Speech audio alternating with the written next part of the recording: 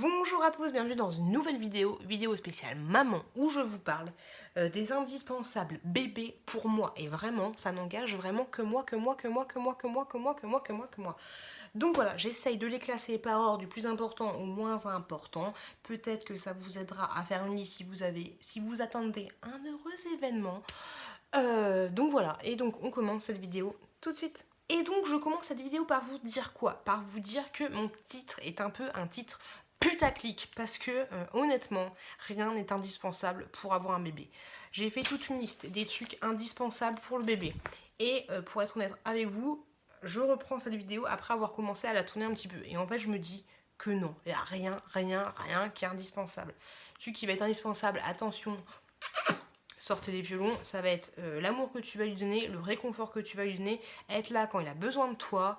Et puis voilà, là je parle que des bébés de moins de 10 mois, pour information. Après on sait pas, hein. Mais voilà, c'est ça qui va être indispensable pour ton bébé, ça va être que ça va être que tu vas être à l'écoute de lui, que tu vas être attentionné par rapport à lui, que tu vas écouter ses besoins. Bah oui, ça va être à l'écoute, hein. Mais voilà, rien n'est indispensable. Même si t'as pas de thune, t'as rien. Il n'y a rien qui est indispensable. Il y a vraiment rien qui est indispensable. Même des couches, tu prends des langes, tu les laves, voilà, t'as tes couches. Avant on faisait comment? Maintenant on se fait chier à acheter des trucs, des machins, des trucs, des machins, des trucs, des machins, des trucs. Mais non, il y a rien qui est indispensable. À part le truc vraiment indispensable de chez indispensable, et laisse-moi un commentaire si t'es pas d'accord avec moi. Le seul truc qui me paraîtrait vraiment indispensable, ce serait un biberon d'eau. Voilà, un biberon d'eau parce que ton gamin, tu vas avoir du mal à le faire boire comme ça. Un biberon d'eau. De toute façon, si tu l'allaites. Donc, on va pas dire que les biberons sont indispensables parce que si tu l'allaites, tu l'allaites. Un matelas pour dormir. Voilà, franchement. Après, les vêtements et tout, bien sûr, pour pas qu'il ait froid, ton gamin, mais rien n'est indispensable. Donc, du coup, je vais laisser le titre de sa vidéo, mes indispensables pour bébé. Mais ça va être plus être des trucs que j'ai achetés moi et qui me paraissent être utiles. Mais voilà. Rien n'est indispensable. Tu peux toujours acheter d'autres trucs et tu peux toujours transformer des objets par d'autres objets, hein. Je vais commencer peut-être par les moins importants. Les moins importants que j'aurais à vous dire d'acheter, ce serait un chaud-biberon. Un chauffe-biberon, pourquoi ce serait pas très important, même si j'en ai un, tous les trucs là que j'ai, je les ai achetés, hein. Mais pas très important parce que vous pouvez toujours faire au bain-marie. Voilà, un chauffe-biberon c'est beaucoup mieux, c'est beaucoup plus pratique, mais au bain-marie vous pouvez aussi le faire. Et en plus, si je dis pas de conneries, le lait pas maternel il va au micro-ondes. Si je dis pas de conneries, hein, je sais plus. Sinon, moi en plus là on est en été donc du coup je lui donne à eau tempérée. Même en hiver, je vais tenter l'eau tempérée maintenant parce qu'en hiver, du coup, elle aura presque un an. Donc voilà, donc je me prends pas la tête parce que je me dis, le jour où on n'a pas de chauffe-biberon et que le bébé est habitué à boire un lait chaud, et peut-être que le bébé il va refuser le lait. Donc du coup, tu seras comme ça, tu seras comme une galérienne à faire chauffer ton lait sous les aisselles. L'autre truc que j'aurais à te dire que c'est indispensable, mais t'es pas obligé, et ça dépend vraiment de de la configuration de chez toi, ce serait un babyphone. Si t'as un tout petit appartement en mode 2 pièces ou même si tu dors avec ton bébé, bah le babyphone t'en as pas besoin. Franchement, honnêtement, t'en as pas besoin parce que tu l'entends. Même moi qui ai une maison de 140 mètres carrés, j'ai des fois pas besoin de babyphone. Une fois on avait oublié chez des potes, on n'avait pas pendant 3 jours. Voilà, c'est pas indispensable. Moi ce que j'ai c'est un visiophone et ça un visiophone c'est bien pratique parce que là c'est mon premier bébé, quand tu entends vite fait chouiner ton bébé, bah tu regardes le visiophone, tu vois que c'est rien du tout, donc du coup t'as pas besoin de monter, en plus quand tu vas monter, bébé va se réveiller, donc du coup c'est encore pire que si t'étais pas monté. Donc voilà, donc babyphone ou visiophone, ça dépend vraiment de la configuration de chez toi, et voilà, donc ça dépend au cas par cas. Un tapis de sol ou un tapis d'éveil. Alors honnêtement, t'es pas obligé d'en acheter un. T'es pas obligé d'en acheter un. Euh, Parce que franchement, ce qui va éveiller le plus ton bébé, ça va être toi en fait. Ça va être toi, tes mains, ce que tu vas lui proposer, ta parole, les gestes, et puis des petits jouets que tu vas faire avec elle en fait. Ah ouais, avec lui. Enfin, je dis elle parce que moi j'ai une petite fille. Mais voilà, donc t'es pas obligé d'acheter un tapis d'éveil. Ça peut être pas mal, mais après, franchement, honnêtement, une couverture par terre, ça fera le job. Te prends pas la tête à acheter un tapis de veille si t'en as pas besoin. Pour moi, c'était pas indispensable, mais j'ai quand même préféré le mettre dans cette catégorie. Les petites cuillères souples, eh ben, c'est quand même bien pratique, hein, parce que du coup, t'as pas de crainte de lui faire mal quand tu vas lui commencer à lui donner la béquée. Donc une ou deux cuillères souples, t'es pas obligé d'en acheter la blinde, hein. Une fois que t'as fini de lui donner à manger, tu la laves vite fait sous l'eau, et puis voilà, c'est fait. Mais franchement, les petites cuillères souples, c'est très très très très bien. Un élévateur de matelas. Je sais pas comment ça s'appelle, mais en fait c'est un truc, de toute façon dans la photo qui est juste là, que tu mets sous l'oreiller, enfin sous le matelas de ton bébé. Du coup son matelas il est un petit peu incliné, du coup s'il régurgite pendant la nuit, ben il va pas entre guillemets s'étouffer avec son vomi. Voilà. Moi j'en aurais pas acheté si on m'en avait pas donné un. J'en ai eu un, sinon j'aurais fait système D, j'aurais mis une petite serviette en dessous son matelas pour rehausser un petit peu, mais on m'en a donné un, donc du coup je l'ai pris et je lui ai mis ça. Donc voilà, si vous n'avez pas l'argent pour acheter un rehausseur de matelas, mettez des petites couvertures dessus et essayez de faire en sorte que son matelas soit un petit peu incliné, pas trop non plus, mais un petit peu, voilà, parce que ces trucs-là, ça coûte cher. De toute façon, le lobby du gamin, ça coûte très très cher. Le coussin d'allaitement, si t'allaites pas, t'en as pas vraiment l'utilité, hein. Ça peut être pratique pour caler ton bébé quand tu vas lui donner à boire, mais voilà, si t'allaites pas, et puis même si t'allaites, hein, tu peux toujours arriver à le caser. C'est clair que c'est beaucoup plus confortable quand t'as un coussin d'allaitement, mais si t'en as pas, t'en prends pas la tête, t'en achètes un. Mais moi je trouve que c'est plutôt pas mal. C'est pour ça que je l'ai mis dans les indispensables. Parce que c'est quand même pratique. Même si je te le dis, t'es pas obligé. Tu prends un oreiller, tu cales bien, voilà. Hein. Attache tétine, ça peut être pratique, c'est sûr que ça peut être pratique parce que quand tu es dans le magasin et que ton gamin il a sa tétine, après, moi personnellement, pourquoi mon bébé serait dans un magasin avec une tétine? Ça peut arriver, je la prends toujours si elle est super fatiguée, si c'est le 10e magasin qu'on fait et que c'est l'heure de la sieste, j'ai toujours la tétine au cas où, mais après je dis ça, je dis rien, mais il y en a dès qu'il sort dans le magasin. Mais ta tétine, non. En fait, ton bébé qui va être dans le magasin, il va voir plein de trucs différents, plein d'objets différents, plein de gens différents qui vont lui faire des sourires. Des têtes chelou, hein. Mais voilà, ça va éveiller ton bébé. Donc, il est déjà éveillé. Pourquoi tu veux l'endormir, entre guillemets, avec une tétine? Sauf si c'est l'heure de dormir, ok. Mais pourquoi tu lui donnes automatiquement la tétine? Bref, ça c'est une autre histoire. La tâche tétine, ça peut toujours être pratique parce que si la tétine tombe par terre, et ben t'es pas bien. Indispensable, ça va être un thermomètre. Un thermomètre, ça peut être très très très utile, même s'il y a la technique du coude pour vérifier la température du bain. Après, tu te fies vraiment à ton instinct. Au début, je faisais le thermomètre. Après, je n'utilise plus le thermomètre. Mon chéri, lui, utilise toujours. Oh, j'espère qu'il va pas regarder cette vidéo. Mais moi, je n'utilise plus le thermomètre. Mais bon, un thermomètre, ça peut quand même être utile. À part pour le bain, pour vérifier forcément la température de ton bébé. Mais je pense qu'un thermomètre, t'en as un toi. Donc, t'es pas obligé d'acheter un thermomètre spécial bébé ou tout ce que tu veux. Voilà, donc un thermomètre c'est très très bien, mais je pense que tu en as déjà. Hein. De toute façon, le thermomètre, je suis pour et je suis contre, hein, parce que thermomètre sous les aisselles, ça va très très bien. T'es obligé de viser le front, tout ça. Ça c'est un petit peu de la fleuritude. Des bavoirs, et même plus que les bavoirs, je te dirais d'acheter des linges. Les linges, c'est très très bien, ça peut faire office de bavoir, c'est très très bien. Franchement, c'est top. Si t'achètes des petits vêtements tout mignons comme ça, quand tu vas commencer les petits pots, c'est pas toujours évident, il y a pas mal pas de petites gerbouilles, mais ça finit toujours par couler. Donc franchement, les bavoirs ou les langes, pour moi, c'est un indispensable. Les couches, bah ouais, t'as besoin de couches, sauf si tu veux faire avec les langes, c'est comme tu veux, mais oui, tu vas avoir besoin de couches, parce que le bébé, ça fait au moins caca ou pipi 5 à 6 fois par jour au tout début. Voilà, on adore. Donc vive les couches, et même plus, t'as besoin de couches, mais t'as aussi besoin de sacs à couches. C'est toujours mieux, sauf si tu veux descendre, monter, si t'as une baraque. Mais les sacs à couches, c'est très bien. Après, tu peux t'en passer de façon. Dans cette vidéo, tu peux te passer de tout. Alors maintenant, on va passer au truc qui me paraît beaucoup plus important que les autres que je vous ai dit précédemment. Tu vas avoir besoin d'un truc pour poser ton gamin. Parce que bébé toujours à bras, au bout d'un moment, déjà, ça fait mal au bras. Et de deux, faut que ton bébé sache qu'il puisse se faire chier, quoi. Et qu'il n'ait pas toujours besoin d'être dans ses bras. Donc un truc pour le poser, c'est franchement pas mal. Donc soit tu prends un coussin d'allaitement et tu le cales dedans, soit tu prends un espèce de truc comme ça, c'est toi qui vois, soit tu le mets dans son parc. Franchement, c'est toi qui vois, mais n'aie pas toujours ton bébé dans les bras. Après, tu fais ce que tu veux. Un parc. Au tout début, je vous ai dit que rien n'était indispensable, mais un parc, c'est quand même, ce sera le number one, ce sera le number one. Après, le biberon d'eau, le number one, c'est le parc. Le parc, ah non, non. J'ai dit de la merde au début, je m'excuse, mais franchement, le parc, c'est le top du top du top du top du top du top. Parce que tu peux poser ton bébé, tu sais qu'il est sécurisé, tu sais qu'il peut pas se barrer. Donc franchement, un parc, c'est top. En plus, ça te sert pour mettre toutes les mères, tous les jouets, tous les machins. Non, franchement, excusez-moi, pour le début, je m'excuse, mais si je dois acheter qu'un seul truc, c'est biberon, les couches et le parc et le matelas. Mais le parc, je bénis le mec qui a inventé le parc. Une chaise haute ou autre. Une chaise haute quand tu vas lui donner à manger. Franchement, c'est super bien. Parce que t'as pas à te péter le dos comme ça. Au début, j'étais comme ça, je lui donnais comme ça. Mais vu qu'elle commence à bouger, c'est un petit peu chiant.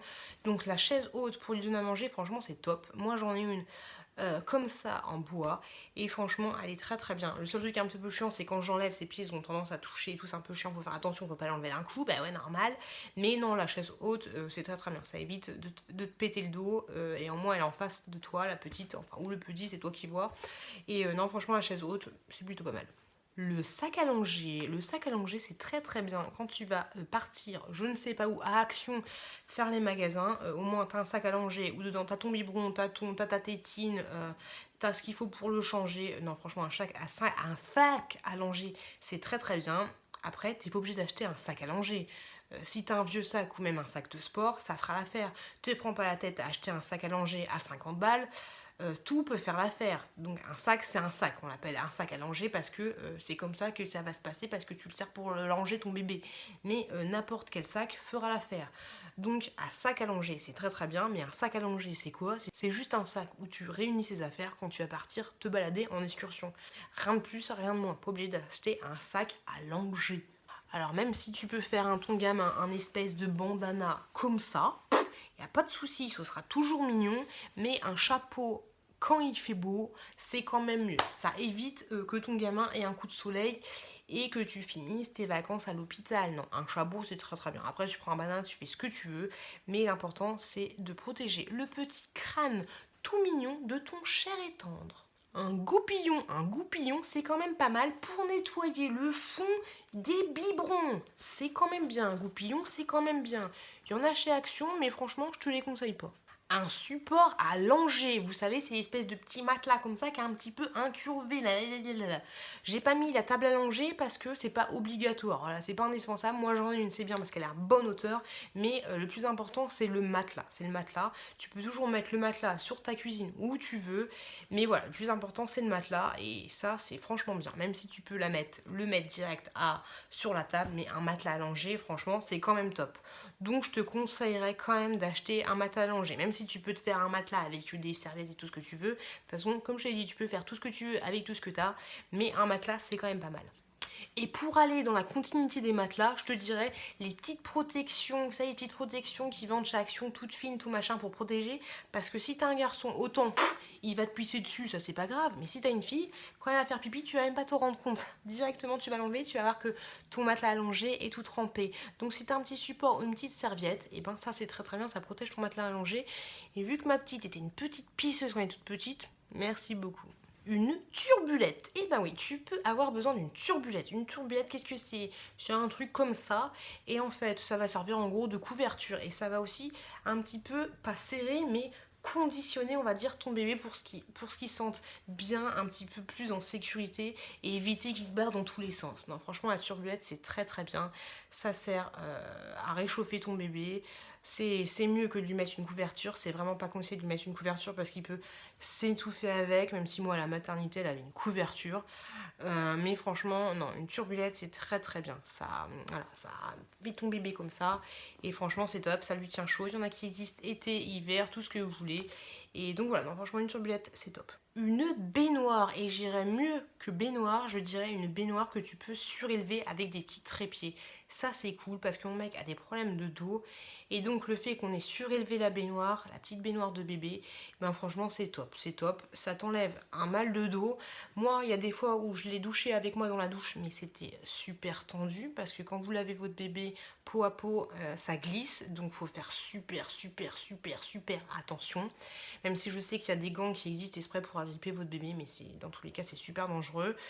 Tu peux aussi lui donner la douche comme ça, mais quand ton bébé va être vraiment tout petit, tout petit, tout petit, l'idéal, franchement, c'est une baignoire. Après, voilà, chacun a son budget, chacun fait comme il veut, mais une baignoire, ça coûte vraiment pas cher. Après, regarde sur le bon coin, regarde où tu veux, mais l'idéal aussi, c'est d'avoir un truc qui surlève parce que du coup, t'as pas mal au dos. La base, un lit et un lit parapluie.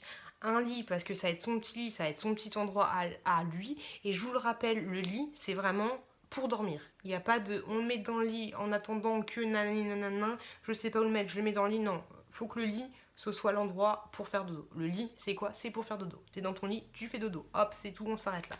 Et le lit parapluie, c'est très très très pratique quand tu te barres pour pouvoir poser ton gamin. Parce qu'il y a plein de gens, je sais pas comment ils font. Ils vont à des soirées et tout, ils n'ont pas de lit parapluie, donc du coup le bébé, qu'il ait 2 mois, 3 mois, 6 mois, il dort même pas en fait, il dort pas.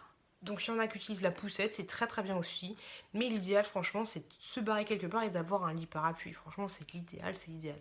Regarde pareil, regarde sur le bon coin pour trouver de l'occasion parce que ça coûte un peu cher, mais franchement un lit parapluie, si tu voyages c'est très très très très bien. Après si t'as pas l'occasion de voyager et si tu fais des soirées et que tu rentres tôt, bah voilà, prends pas de lit parapluie, ça te sert à rien. Mais si tu sais que tu vas finir très très très tard, prends un lit parapluie. D'occasion, je pense que tu peux en trouver des vraiment pas chers et au moins tu sais qu'à l'heure où ton bébé doit dormir, bah, il dormira dans le lit parapluie.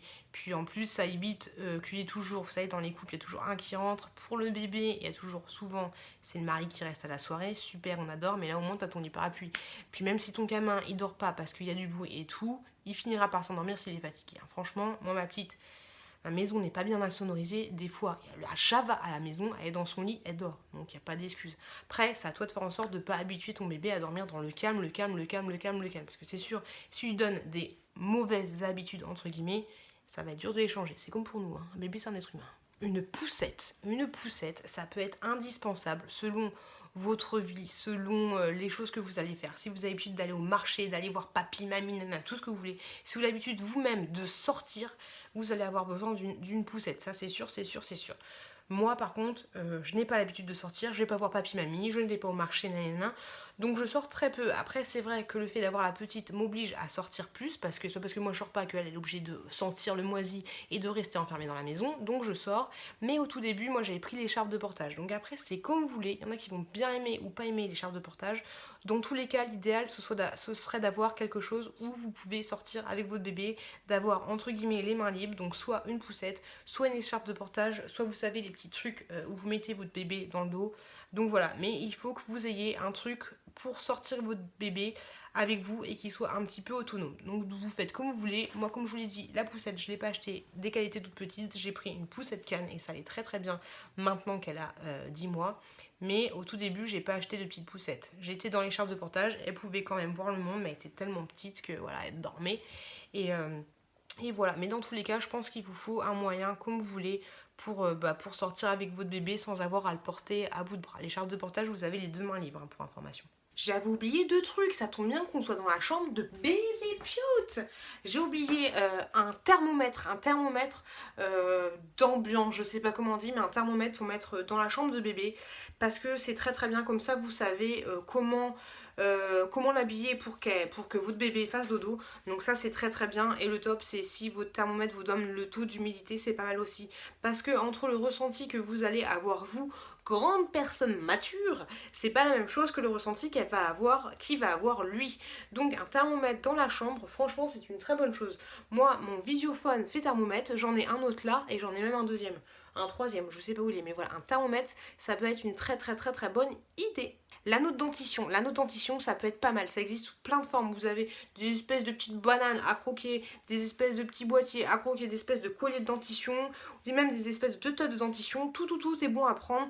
L'important c'est de voir ce que votre bébé va aimer le mieux en fait. C'est vraiment lui qui va vous dire je préfère mâchouiller ça, ça ou ça ou ça ou ça. Et franchement c'est pas mal parce que votre bébé ça se voit qu'il a envie de mâchouiller quelque chose. Et s'il a un truc à mâchouiller autre que votre doigt, parce qu'à la fin vous n'allez plus avoir de doigts, donc un anneau de dentition, enfin un truc de dentition, ça peut être vraiment utile. Donc ça, je vous le conseille. Attention, on va crier en scandale, je vous parle de Ceci, la tétine. Alors moi, j'étais contre les tétines. Mais les tétines, pouh, je ne voulais pas en voir. D'ailleurs, j'ai attendu 2 semaines avant de vivre la tétine.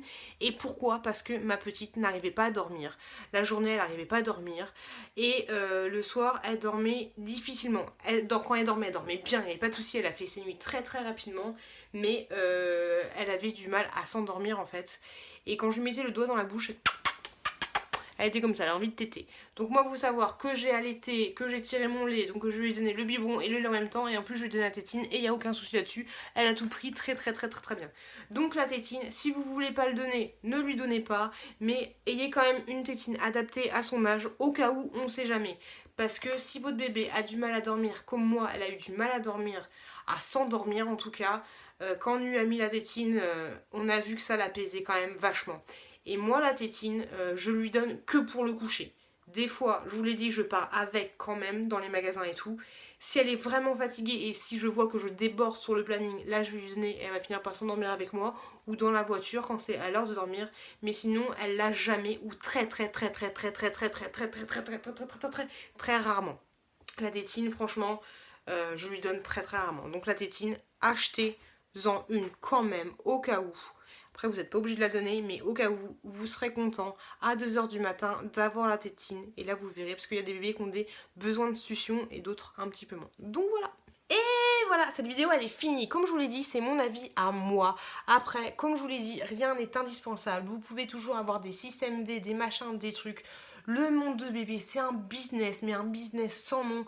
Quand je vais à Aubert ou chez Orchestra ou tout ce que vous voulez, mais c'est des prix, mais c'est un truc de malade. Ils vont vous dire que ça ou ça ou ça, c'est indispensable, il le faut pour le confort de votre bébé, il y a des études qui ont été faites, nanana. Mais non, non, non, non, non, non. Aucune étude, enfin oui, il y a peut-être des études qui ont été faites, bah c'est sûr que tu vas mieux dormir dans un matelas bien ferme, bien dur, ou tout ce que tu veux, que dans un matelas où il y a les ressorts qui sortent, ça c'est sûr. Mais après, voilà, chacun fait avec le budget qu'il a, chacun fait avec l'éducation, entre guillemets, qu'il veut donner à son bébé. Il n'y a rien qui est indispensable et ne te sens pas une mauvaise mère, ne vous sentez pas des mauvais parents si vous achetez pas ça, comme Bernard et Jacqueline. Non, franchement, vous faites comme vous voulez, c'est vous qui voyez. Faut mieux que votre bébé il dorme dans un petit matelas, mais qu'il n'ait pas la super poussette de ouf, ou le nouveau jouet de ouf, ou la veilleuse de ouf, le machin de ouf, et qu'au moins il ait de l'attention, que vous jouez avec lui, que vous ne le mettez pas à 10 mois devant la téloche, et que voilà, que vous participiez à son éducation, que vous lui donniez à manger, pas devant la téloche, mais bref, vous avez compris, c'est ça le plus important. Le plus important, c'est vous, c'est votre façon d'éduquer les gens, il n'y a pas de bonne ou mauvaise façon de se faire. Chaque papa, chaque parent, tout le monde est différent. Dans tous les cas, ne vous sentez pas coupable si vous n'avez pas les moyens d'acheter ça ou ça ou ça, parce que ça ou ça ou ça ou ça, des fois, ça ne sert strictement à rien. Donc voilà, dans tous les cas, cette vidéo, c'est mon avis à moi. N'hésitez pas, si vous avez des questions, je vous fais part de mon expérience à moi. Et je suis qu'une maman d'une petite de 10 mois, donc j'ai pas la science infuse. Dans tous les cas, c'est mon expérience. Je vous remercie de m'avoir regardé et je vous dis à très très bientôt dans une prochaine vidéo.